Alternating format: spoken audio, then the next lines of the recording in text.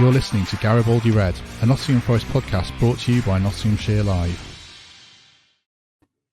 Hello and welcome to Garibaldi Red, the Nottingham Forest podcast and Nottinghamshire Live. My name is Matt Davis and we're continuing our series of summer chats with famous Forest names, and delighted to be joined today by comedian and podcaster and famous fan, Matt Forde. Matt, how are you? I'm very good, thank you. Thanks for having me on. No, it's great to have you on. Really grateful for you joining us. As we were saying before we started recording, you're sporting, for people who can't see us and listening, you're sporting a very tremendous 1990 Umbro England third kit. Yeah, it's that blue shimmery top. It's the lovely... it's actually a fake knockoff. They're basically impossible to get. So it's a fake one off the internet. But well, they're not cheap. As long as we don't tell anyone, I don't think anyone will find out. No one needs to know that. But it kind of leads into what we were going to talk about, mostly about Forest, is that we are both the same age. In fact, we were saying for our email addresses are freakishly similar before we recorded this. We're children of the 90s and you're sporting a 90s shirt. Is that where your Forest love affair began, the late 80s, early 90s? Yeah, exactly the same. So born in 1982. I think 7 is, they say, isn't there? You know, that's the age people get into football at. That summer of 1990 really was what cemented it. So my family were Forest fans, my granddad and my uncle in particular. And I remember the fuss around 1989. I remember them going to cup finals and things. But as a kid, it hadn't quite... it sort of felt like it was over there a bit. You know, it was on telly, but I wasn't desperate for it. And then 1990 really changed everything. And that summer with Italia 90, knowing that Forest players were there, particularly Stuart Pearce, and that's where my real love for him started. From then on, I was absolutely hooked. So 1990, the summer, obviously, England lose on penalties in the semi-final. Then the following summer, Forest are in the FA Cup final. And already, you know, by the summer of 1991, I felt like I'd been a Forest fan all my life. No, by that point, the passion had absolutely taken hold. And from then on, that was it. And 30 years later, that passion is undiminished. I mean, if anything, I think at times I've been more desperate for Forest to win than ever before. And I think that's partly because of where we are. And obviously, not the season just gone, the season before, came so close. And I think that's been so frustrating is, for people of our generation, we grew up with, obviously the generation before remember us being champions of Europe, but you grow up with that being fairly recent history. But you do remember us being in the Premier League and being a big club and winning stuff and challenging for things and having stars. And now that that's not the case, I still think you never really fully get used to it. I think it must be for like so many things. You know, you your first impression of Forest as a kid is, we're a big club. And I think if you grow up with that, it never leaves you. It's probably very different for people growing up now. That they probably have a different perception. But I still deep down feel like we're a Premier League club, even though, you know, the last 22 years prove otherwise. What was your first game? Because I didn't grow up in Nottingham. I'm a Forest fan, but I grew up in Shropshire. And I remember my granddad took me to watch Shrewsbury v Bournemouth in 1990. And I remember walking up the steps of the Gay Meadow, the old Gay Meadow, and thinking, bloody hell, this is like this is massive, this is incredible. And of course, it's tiny. But it was like the best thing ever. And that feeling still stuck with me. I can remember it clearly now.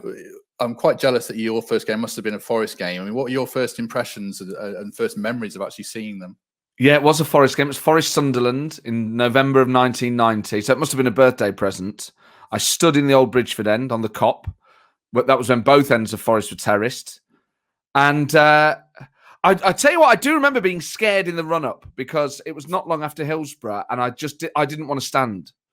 And I'd never been to a football match before. And obviously what I'd seen on the news was that standing was very dangerous. So it was the first thing that I remember as a kid thinking, are they sure? You know, you don't question your mother's authority as a child at that age. But I remember just sort of in the background thinking, I don't really feel... Obviously, you get to the Cop and there was plenty of space. You know, it was absolutely fine. But just... It's the same thing you had at Shrewsbury. And obviously at Forest, it was even bigger. You've never seen that amount of people all in the same space before. There were 20-odd thousand people there that day. For a 7-year-old, that's overwhelming. And they're all in the same space. And it's big and it's loud. And, you know, the executive stand sort of towering away to you to your right.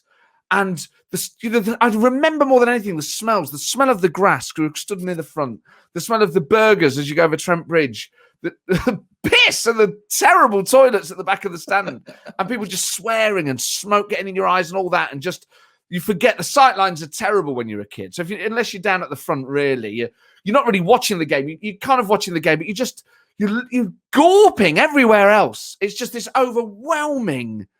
It's more that, people think going to the cinema is incredible. It's overload. And on top of that, these men that are gods that you idolize, Stuart Pearce, Nigel Clough, Brian Clough, are there. And when they take a corner at your end, your end when you're behind the goal, you can see them. You can hear them talking to each other. That is, you're only there for an hour and a half, that game. And bang, what an experience as a kid. There's all these people there. There's all this swear, all the da-da-da. And on top of that, this thing you're obsessed with is now happening and you're part of it. I remember that day probably more vividly than any other day. I'm trying to think of anything up to the age of 7 that I have those memories with, or even in the years after, until adolescence, really. It's an incredible thing. And we won 2-0, thankfully. Steve Chettle and Nigel Clough scored. And from then on, I mean, yes, if I was hooked after watching it on telly, after going, I was just then totally, completely, hopelessly addicted and just wanted to go all the time. And I just think kids who don't go to, and fans who don't get to go to games or don't want to go to games, you're totally missing out on the whole point. It's not the same unless you're there. And obviously the last year and a half has really proven that it's not there's something about football culture and being there that is fundamental to what football is. It's not just about watching it on telly. It's not just about seeing what the final score is. It's a form of entertainment. And being there is to really appreciate the full joy of it. So I just can't wait to be back. Will you view it differently when you get back? I know that you, I think I read you shielded for quite a long time at the start of the pandemic. I mean, how do you think you'll feel when you actually walk back through those gates? It might be a bit like being a kid again. That's a really good question, actually. I mean, I think I'm not entirely sure I'm ready to go to a full stadium yet, just because for the reasons you say. I shielded. I've had both my jabs now. But I'm still wary of, I guess, the whole last year and a half. You don't know what other people have been up to. So you might say, well, I've washed my hands and I've made sure that I've kept 2 meters and I've had either 1 or 2 jabs.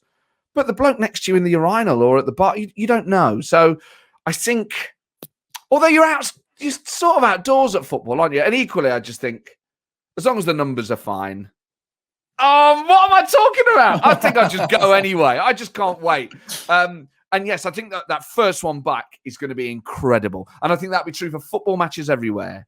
And even the ones recently they've had where they've only allowed a quarter people in. But I think the first full stadium back at the City Ground, that first game back, is going to be ballistic. I think the atmosphere is going to be it'll have a real retro feel about it. And, oh, God, I just want to be there now. I'm getting excited just thinking about it. I mean, I get emotional. I don't know if they're right, but the thing, the hair on the neck stand up when you hear the video that Johnny Owen did before the game, and then Mull Kintyre before a derby game. Yeah, you're not fighting back tears, but you can feel, the arm, the hair on your neck and all that stuff. But actually, I think there's going to be a lot of tears, aren't there, when Mull Kintyre fires up when there is a full ground. Because actually, all these things, the reason why, without wanting to get like all sort of anthropological about it, the reason why football is so important to people is so much of it is about identity and where you're from. And I'm proud to be from Nottingham and I'm proud to support Nottingham Forest. And we are Nottingham. Like, it's about who we are. It's not just about whether we win a game or not. They are our representatives on the pitch. This is about us and what we choose to say about ourselves. And it's fundamental to my identity that I'm a Forest fan. And every other Forest fan will feel the same, I'm sure. So being deprived of that is, for the last year or so, has been deprived of part of our personality and part of our identity. We've been able to watch Forest on iFollow or, the occasions we've been on Sky, but we've not been there together. And the club is the fans. It is the team and it is the owners and everything else. But more than anything, it's the fans. And the fans haven't been able to be together. And we are Nottingham Forest. And we've been able to watch the team play for us, but as a club, we've not been together. And that's been very, very difficult because you realise, I mean, I always knew how important it was to me, as every football fan does, but when you can't go, you really feel it. And I think, yes, for the reasons you said, I think those first ones back, the first time you sing Mull of Kintyre, just the first time you're in there, the teams walk out. And that video, that Johnny Owen video, is one of the most exquisite pieces of propaganda I have ever seen. I remember when he made it, and he's obviously a good friend of mine. He goes, so I'll send you a link. I made this pre-match video. That's a terrible impression of him. He sent it me on Vimeo, so it's like on a private link. And he said to me, I think someone's got hold of that link because it's private, but it's had like 3,000 views. I was like, mate, I think they're all me. I haven't circulated it. I just keep watching it. Every time I get drunk, I'm like, watch this video. And what I've loved recently is on the games before kickoff at the end of the season, when you could hear it playing in the background. I watch that quite a lot, that video. I just think it sums up who we are as Forest and our great history and the music and everything about it and those great goals, those great moments. So, yes, those being able to be back, see that on the big screen and then hear the opening bars of Underworld, Born Slippy and all that. Just, oh, man. There's something special about that. And then, of course, Mull of Kintyre. Crikey. God, I can't wait. Everyone thinks their football club's special. I live in Leicester. In fact, my son says he likes Leicester more than Forest. He's 5. I know he's trolling me. I took my daughter to watch. I took my daughter to watch Forest. Going off on a tangent. I took her too early, and she got bored. Again, it was Chris Cohen's last game. It was a very dull game, a 0-0 against Bristol City. And now she's saying to the dinner table, like, Thomas, do you like Nottingham or Leicester more? He goes, Leicester.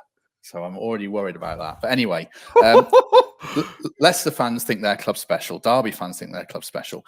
But do you think Forest is genuinely a special club when you've got the history of it? And Nottingham itself is a bit of a different city, the rebel city vibe. Do you think Forest is actually a different kind of football club in a sense? 100%. Nottingham Forest exists basically in a republic in football. There's no other club that has the reputation that we have and the history that we have. And you know this when you talk to fans of other clubs.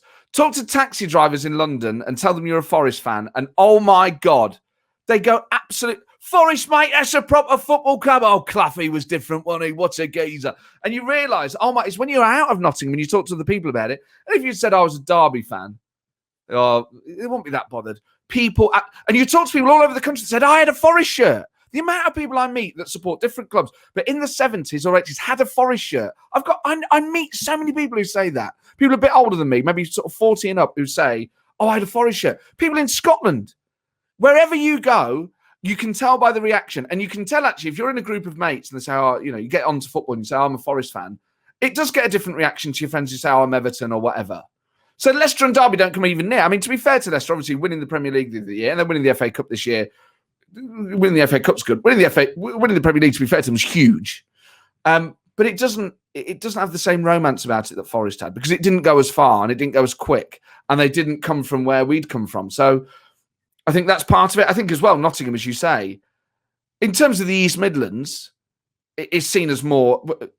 Basically, it was the stag do capital of England, wasn't it? I mean, it still might be. So I think a lot of people have a lot of fondness for Nottingham. And of course, with the cricket, it just has more of a sporting history, and with Meadow Lane as well. So I just think for sports fans, Nottingham's a complete. It just happens to be next to Derby and Leicester. Other than our geography, really, we have nothing in common, football wise and stature wise. Forest operate in a level with for some generations Liverpool and Man United. Leicester and Derby could never say that.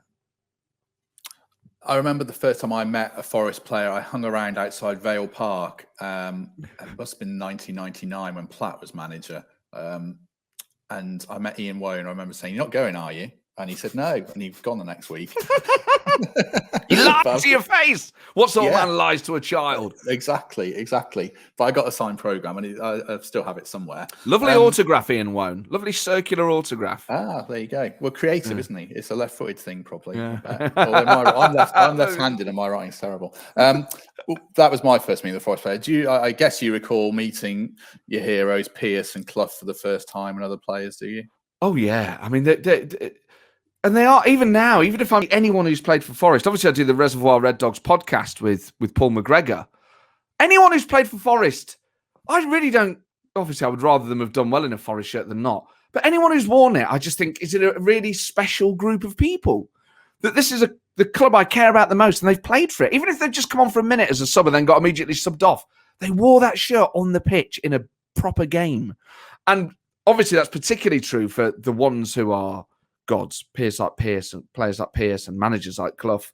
And we used to go down to the training ground as kids. My mum would walk us down with the kids off the street under Lady Bay Bridge and those fields. Obviously, they're down at the Doughty Academy now, but back then, you could just get onto the training ground. When Frank Clark was manager, there'd be Collymore there and Pearce and Brian Roy, Colin Cooper, Ian Wone, and I don't think he told any lies to me that day. Steve Stone.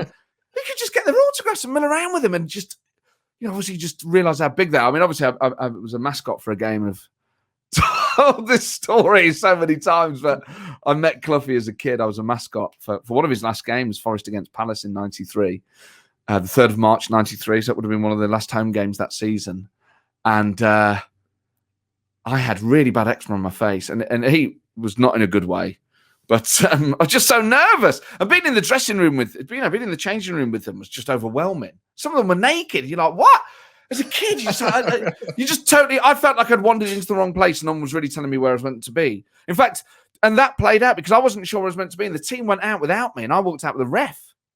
I was too nervous to kind of say, sort of stood in the tunnel. And anyway, I've still got eczema to this day, but I got interviewed introduced to Clough. And they say, Matthew, this is Mr. Clough. Mr. Clough, this is the mascot, Matthew. And he went, bloody hell, son, you are an ugly bugger. Was that 9 or 10 years old? I said, hello, Mr. Clough. Well, I'm only joking, young man. Give you Grandad Brian a kiss. And they give me a kiss. And then that was it. He said, what have you been doing all afternoon? Headbutting pizzas. I said, I've got eczema. I was so nervous anyway as a kid, let alone as a 10-year-old. And then he takes me into the physio's room and he goes, we got anything for this young man's face? He's like, what, Brian? They give me this stuff called Betnovate, which is mega strong stuff, but it cleared it up. And I had to see the doctor quite regularly. So it was miracle cream.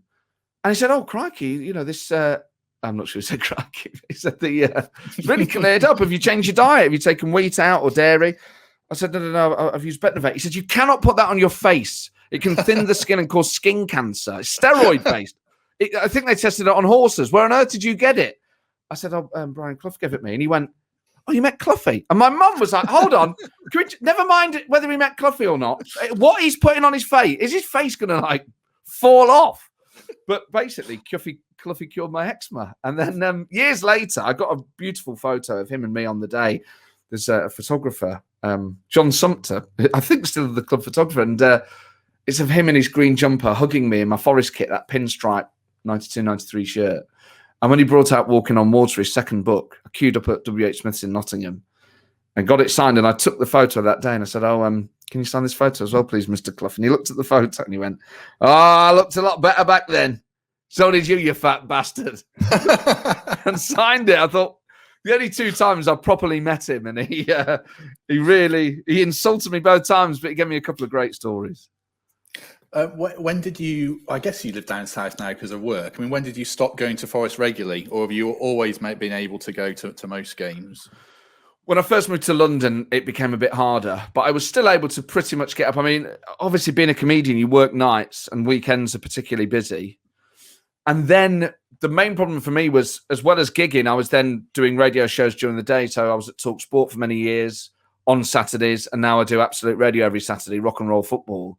And that's on during the games. That's 2 till 5 every Saturday. So I can't really do Saturday games. I can watch on iFollow, but I just then try and get to as many London away games as I can. So I've been regularly to places like Charlton and Millwall.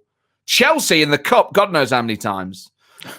Because they're off of midweek, so that makes it a lot easier, cup game. So if we get a London team in a midweek game, then that's ideal for me. But I get up to the City Ground as often as I can, and we'll take Saturdays off. I'm only allowed a few off a year, but I'll take the occasional one off to be able to come up. But on a good season, I'll get to 8 or 9 games, which actually is terrible because I had a season ticket for years. And the moment you stop having a season ticket, you feel like you've been excommunicated. You feel like you don't know what's going on.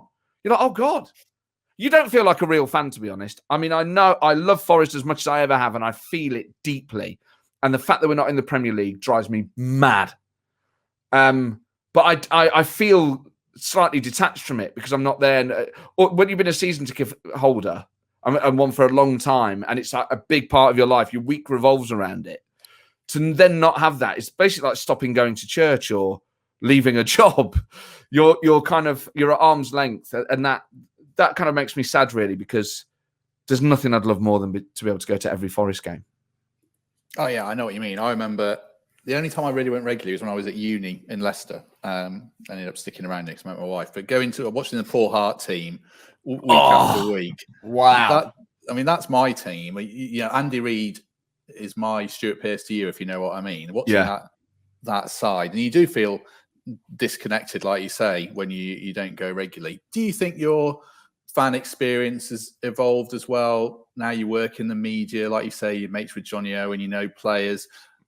Are you a different kind of fan now? Because you view players probably a bit more human. Probably from probably your Twitter feed makes you a bit more how you can view players a bit more sympathy, because you probably get loads of abuse on Twitter, and now you know how players feel. Does that change your fan experience? To be honest, no, because I'm the sort of football fan that loves the day out and just wants to see goals. I just want to see us win. And I'm not a great knowledge on the sport, and I don't pretend to be. And conversations about false nines and all the rest of it, it's not what I'm in the market for. It's not what I came here for. I came here to be in the pub at 11, to have 3 or 4 hours in the pub, mucking about with friends, taking the piss out of each other, getting to the game, probably just missing kickoff, bouncing around for an hour and a half, going mad when we score, and then going back into town afterwards, and just having a great fun day out.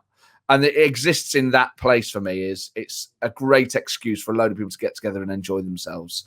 So I don't sit there as some sort of chin-stroking theatre critic looking at football, because I don't understand it on that level. I'm not that sort of guy. And the show that I do on Absolute reflects that. It's all just about having fun and going ballistic when goals are scored. And I was never, in terms of knowing players and whether that changes my perspective, I was never one of the sorts of fans that really got on players' backs anyway, because I've always, as I said, I think anyone who plays for the club is a god, and I want them to do well. I never wanted to boo them or like make it harder for them. And so no, it hasn't. I mean, obviously, I have a perspective on what it's like to be on social media, which some players can probably relate to. But I just think if you're on social media and you have any sort of opinion on literally anything, including how strong you like your tea, then you're going to get a load of tripe anyway. So you have to be philosophical about that. But yeah, for me, I'm exactly the same sort of fan, actually. I'm unchanged. I watch it as I did when I was 10 years old. I go thinking the people who wear that shirt on the pitch are titans, and I want them to score more than anything. And I go balmy when they score, and I basically still have the mind of a child. Is that why you think 90s football is better? Because there was no XG and there was no, final third penetrations and, key passes and all that stuff, which I have a passing interest in, but I think way too much is made of it. I mean, was 90s football just a bit simpler and Forest were just better and everyone just enjoyed it more? I think 90s football culture was better. I mean, equally, we should, on that point, there are ways in which it's hugely improved. I mean, I still remember hearing in the 90s far more widespread racist comments than I do when I go to Forest now. So in that regard, things are better. Even though there is still a mountain to climb in that regard, I guess that has improved. So that's something in terms of the fan experience. So that's been a positive change. I just think the country was different in the 90s and football culture was different. The atmosphere was more intense. It was more of a... I mean, the standard of football now in the Premier League, obviously, is way better than anything that has gone before. It's exceptional, the standard of professional football now. They are proper athletes. They do everything in their power to be the very best athletes they could be. I guess in the 90s, we saw some exceptionally talented players and many who took it very, very seriously. But it felt closer to the people then, and it felt more fun. And obviously, the crucial thing was that Forest were finishing third in the Premier League, getting to the quarterfinals of the UEFA Cup, beating big teams in the FA Cup, We were still a big deal then. So as a Forest fan, of course the 90s were better because we were stars back then. We were part of the England team. You think of those years between 1990 and around 1996, and you've got Stuart Pearce captain in England. You've got him scoring in an FA Cup final. You've got him part of a team that finishes third, that then Euro 96 gets to the semi-final. It's like, this is just, Steve Stone was part of that squad. Of course they were better days for Forest fans. What will make anything better will be Forest getting good again. That's when, obviously that Paul Hart side was great. That was really the last exciting side that we had because we almost got promoted and the way that we played football. Any team that does better than that, obviously, will by definition, be far more exciting because we'll be back, hopefully, in the Premier League. And that's what's crucial is... It drives me mad that we're not there. And I can't stand these football fans who say, the Championship's a better league. Usually supporters of teams that aren't in it or supporters of teams, frankly, smaller than Nottingham Forest. I think for Forest, it's a source of huge torment, particularly fans of our generation and older. It's a constant reminder that we are underachieving. It's a constant reminder that we used to be a big deal. And that is, it really does. And I think so many people will agree with this. I hope, because otherwise I just sound painfully immature. But part of my life is kind of unsatisfied, unfulfilled. I feel actually like I'm underachieving by Forest. Do you know what I mean? I'm like, I need to sort this out because this is the part of my life that's driving me berserk at the moment. And I have no power over it, as we don't as fans. I'll just get in the Premier League and I can move on and think about something else. It drives me berserk. Oh, it really niggles away at me like I can't explain it. I think Forest fans know. You talk about torment.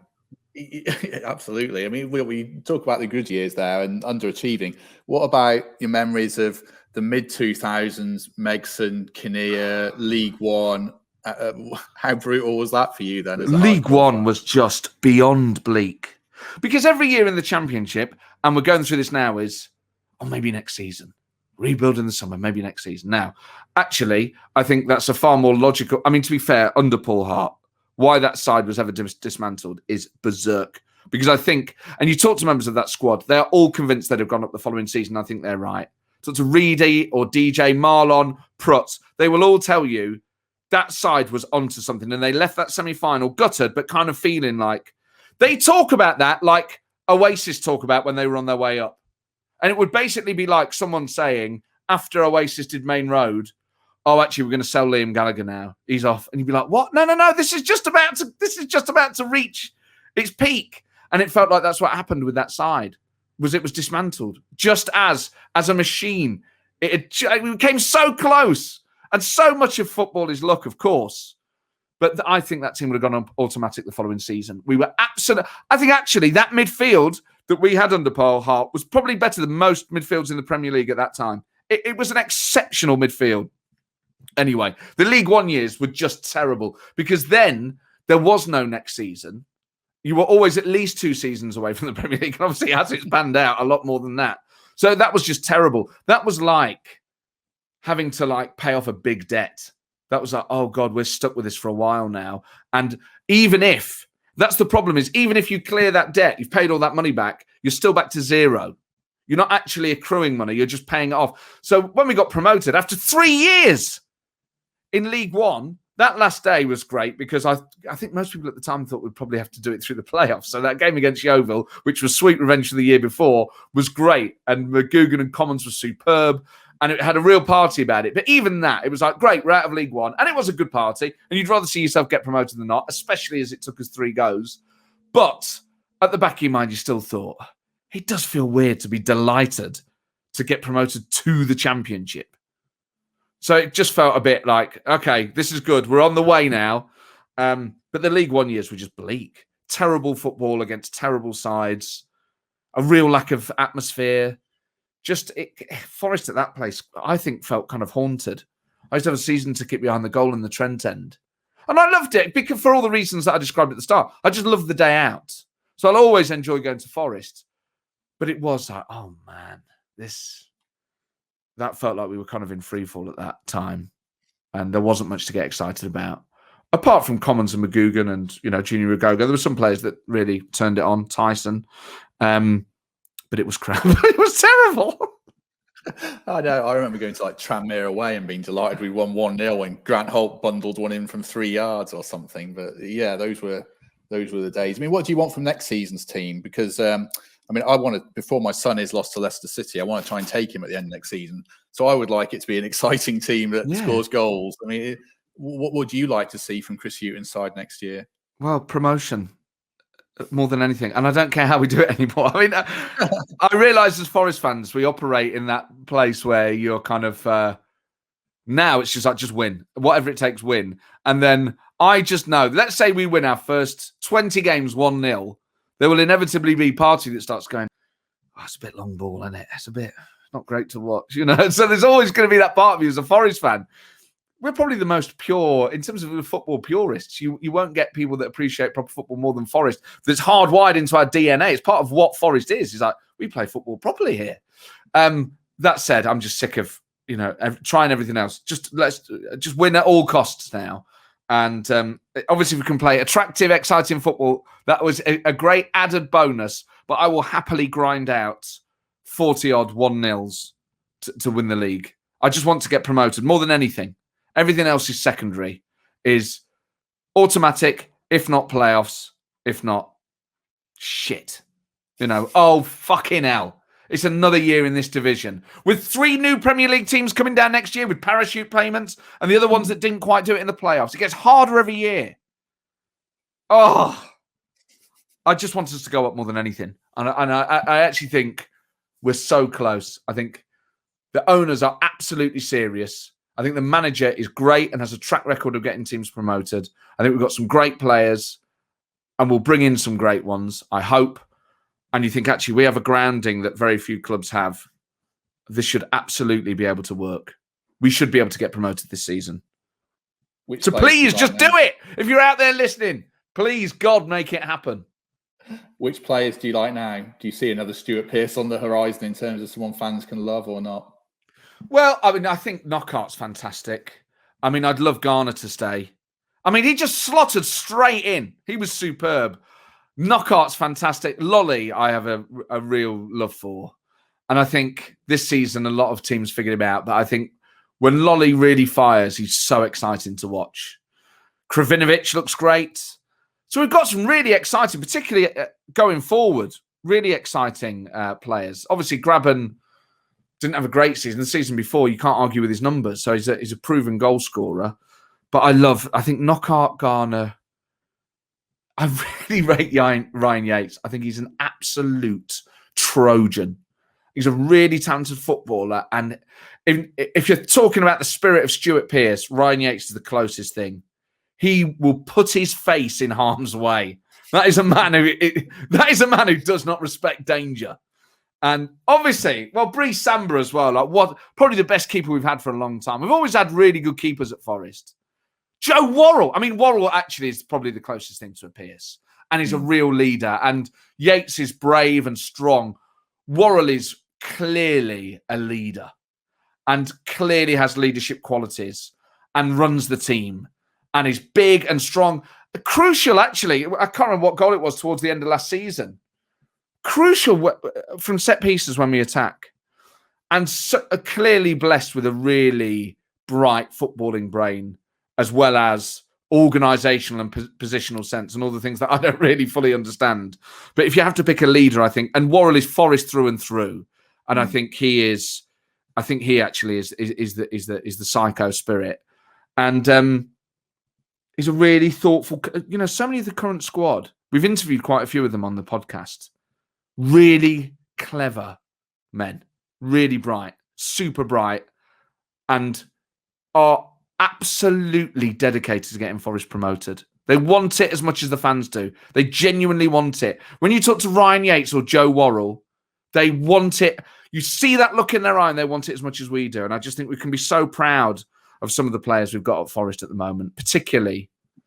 Worrell is as Forest as you get, isn't he? You don't get more Forest than Joe Worrell. So I just hope he stays. And if he does go, I wouldn't begrudge him it at all. I was delighted that Matty Cash he's playing in the Premier League. I wish it was in a Forest shirt. I hope he gets to be part of the England setup because I just think he's so talented. And they've given us really good years, players like that. And, they have to be ambitious for themselves as well. So I really hope Worrell stays. But if he goes, I think we can all be really proud of him wherever he goes on to. The last question I wanted to ask you, because I know you're a busy man. What part does Forest play in your life? Because you can listen to you now, you're obviously a passionate person, and I guess that translates into politics. I think people either get into politics because they're passionate or they're power hungry, and I guess for you, it's passion. Passion, absolutely. Yeah, I'm not power hungry at all. So what part does Forest play in your life? If you were to write your life bio in terms of Twitter, would it be Forest first, politics second, comedy third, that kind of thing? I think it would be Forest first, definitely. Maybe comedy second, because that's not what I actually do, whereas I don't do politics. I'm passionate about it and I enjoy it.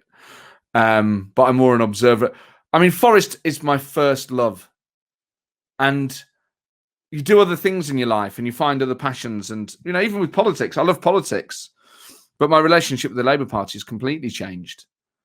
You don't fall out of love with your football club. It's you are basically born into it. And that's it for life. And that loyalty to your club is unlike a loyalty you'll have to any other interest in your life. Whether it's music or a telly show or, a political party. Because you can't guarantee with politics that you'll always be there for them. Or more to the point, they'll always be there for you because, parties go fucking insane. And that seems to happen more regularly now, sadly. You could argue the same about football clubs. But of course, you can't choose. You can't go and choose to support another club. So Forest for me is, from the age of 7, a deep love and passion that defines who I am. That I spend so much of my time thinking about Forest, about what's going to happen next season, about what's happened this season, watching old videos of Pearce on YouTube and old Clough interviews and wanting to be at the ground and looking at photos of it and, buying old shirts. It's even now, at the age of 38, just it occupies so much. There's not a day that goes by, obviously, when you don't think about it. So it would be really just. I think if it was a Twitter bio, it would just be Forest first, and then everything else is a distant second in terms of things like that. It's just it's the most special thing because in terms of like a hobby or an interest. But nothing else gives you that. When you think about the moment, if someone says, when are you happiest? People really judge football fans for this. If you're being totally honest, hand on heart, the moments of the sheer biggest excitement would have to be football moments because where in life, if you think of a goal, when 30,000 people all collectively lose their minds and start bouncing around, that sheer explosion of absolute joy, that release of tension, even at the happiest moments of your life, the birth of a child, your wedding day, I don't know, winning an award or getting a promotion, getting a job, whatever it is, falling in love with someone, they're not the moments where it's like that. It's a specific type of outlet, football, and celebrating a goal or a promotion or a cup final is a specific type of joy. And nowhere else in life do you have that place to be explosively joyous. Collectively, there's literally nowhere else, anywhere on the planet. Human beings have existed for God knows how long. We have literally not found anything else in the history of human existence that makes us behave with the same unbridled joy as a goal does. So when people say what the happiest moments, I'm like, getting promoted in 1994, finishing third in 1993. Pearce's goal against Spain. Bang! There is nothing I've ever loved more as a single moment than that. And I still watch that, God knows how many times a week.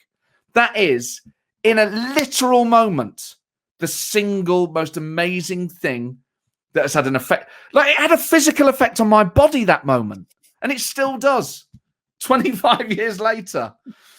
So football is completely different. And obviously within football, Forest are especially wonderful. So, yeah, I just think football, you can't really compare anything else to it. It's a passion and a love like no other. And I just, obviously we're all kind of in a relationship with Forest, and you want that relationship to be, happy and functional. And that has to involve us being back in the Premier League. And wouldn't it be amazing to have that first season back at the City Ground, to get everyone back through those turnstiles and to all be there and witness us doing it? I just can't think of anything better. It would be the best year of our lives. And I just hope that's how it pans out. Hopefully so, and a perfect note to end our conversation on. Thanks very much to Matt and everyone who listens along. We'll be back next week with another special, and do please leave us a good comment and review, because it does help us get up the rankings ahead of Reservoir Red Dogs in the podcast. A very good podcast.